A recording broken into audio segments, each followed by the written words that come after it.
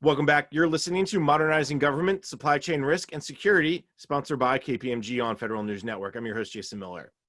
My guest today is Joyce Correll, the Assistant Director for Supply Chain and Cyber Directorate at the National Counterintelligence and Security Center in the Office of the Director of National Intelligence. Now, Joyce, before break, we're talking a little bit about this idea of how the U.S. government is working with the EU and other nations. You talked about managing risk in the 5G environment, how to develop kind of the positive attributes of partners that nations want to deal with, and all of that comes back to understanding the data.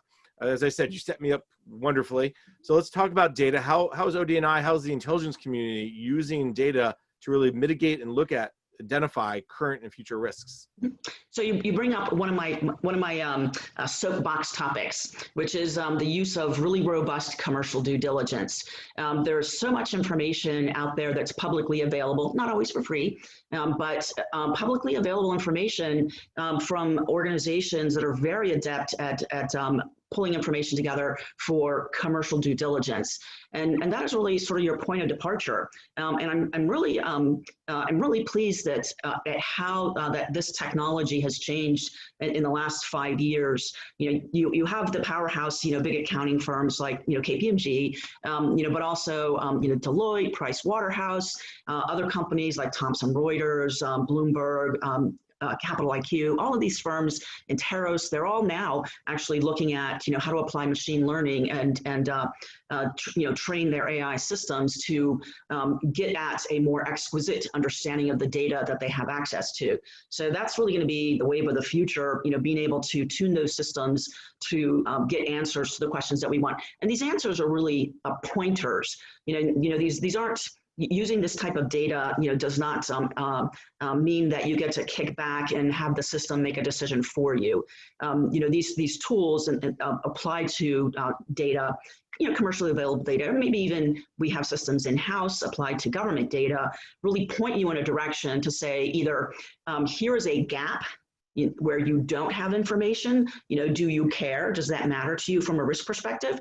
Or, hey, here's some data that shows that risk is trending up or risk is trending down. And those are the kind of tools that help inform your decision analysis.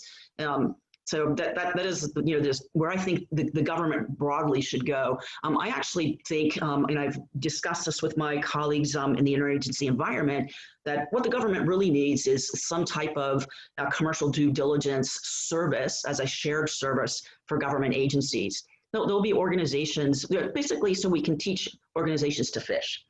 So there will be some agencies that are very under-resourced that are not going to be able to afford the data that would help them in their decision analysis.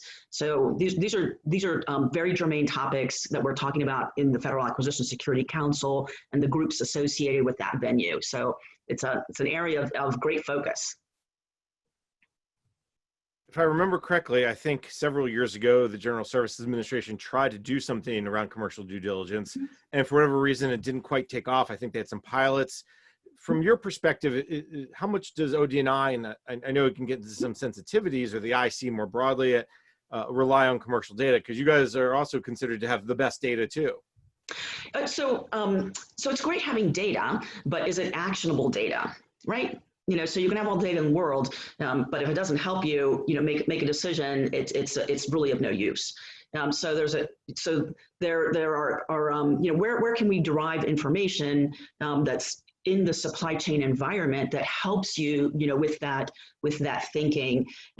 Some people just assume that in the intelligence community that there's this vast trove of very precise information. So as we work and raise awareness with other organizations, we are beginning to educate people more on all the variety of sources of data, whether they're publicly available or they're government sensitive data. And government data is not government data of value is not always something from the intelligence community. Valuable information could very well come from the contracting community that work in day in, day out with the private sector.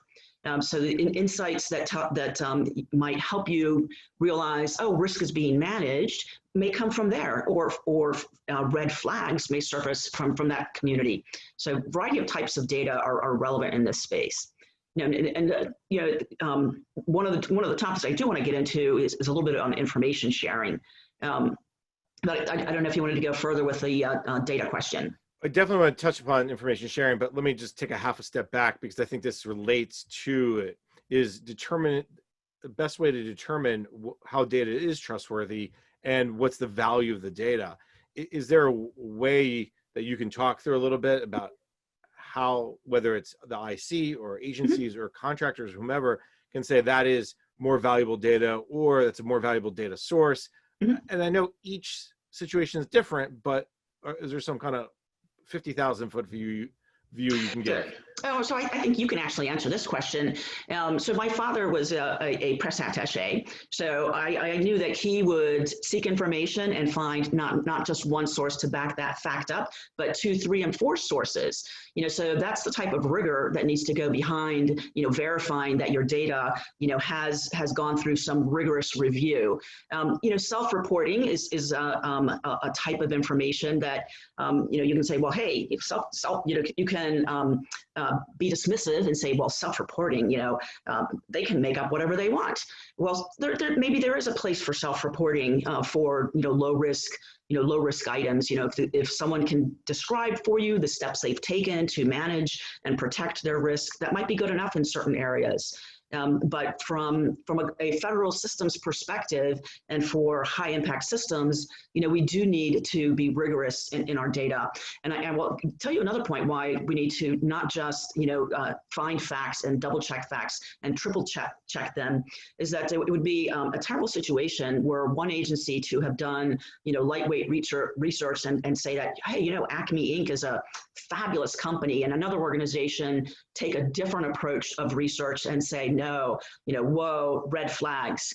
So one of the things that that we're doing under the Federal Acquisition Security Council is standardizing how that research is done so that there is rigor and integrity behind it.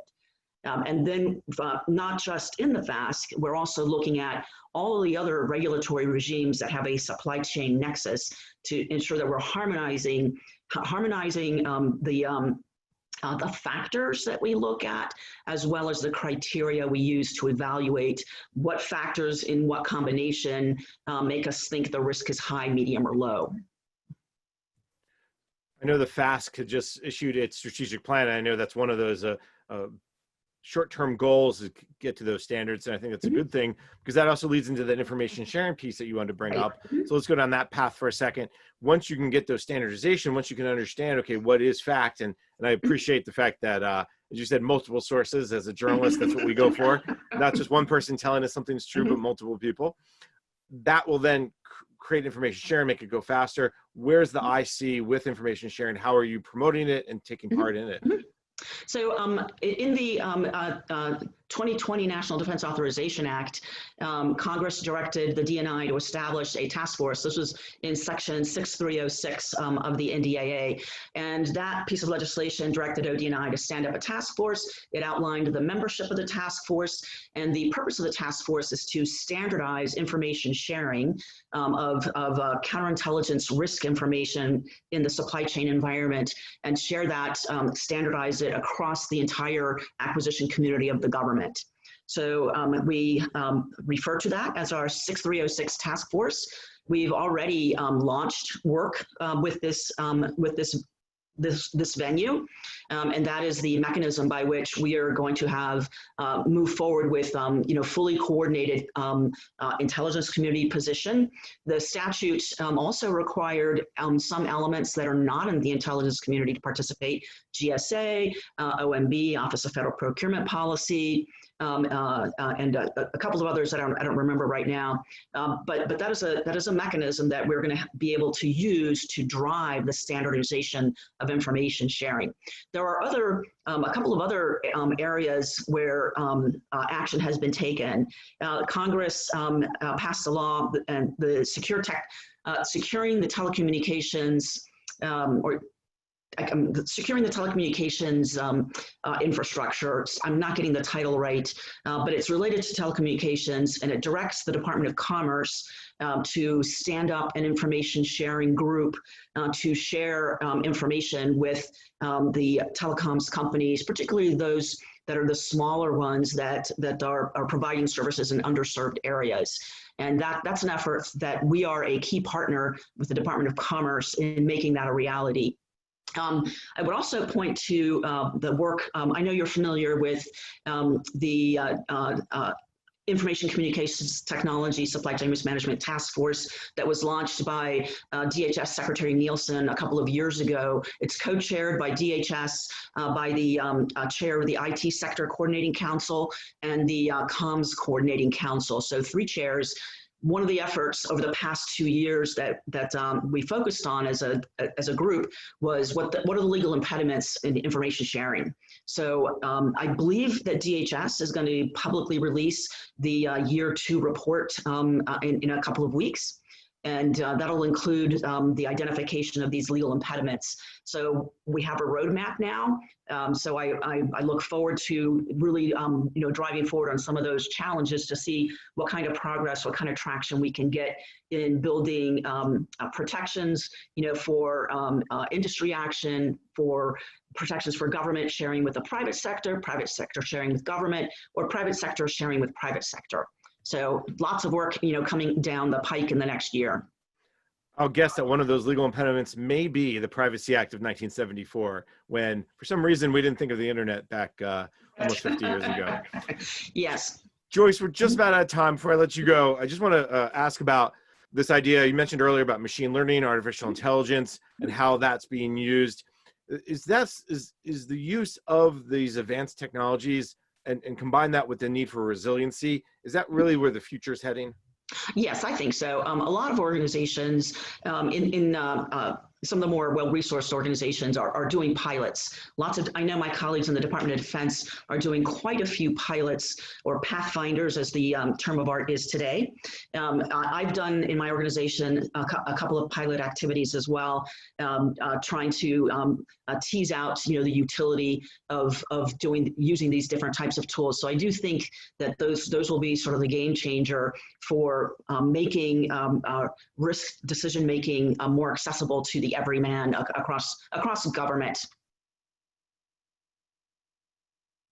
All right, I know there's plenty more to talk about, but unfortunately, Joyce, we are out of time for today.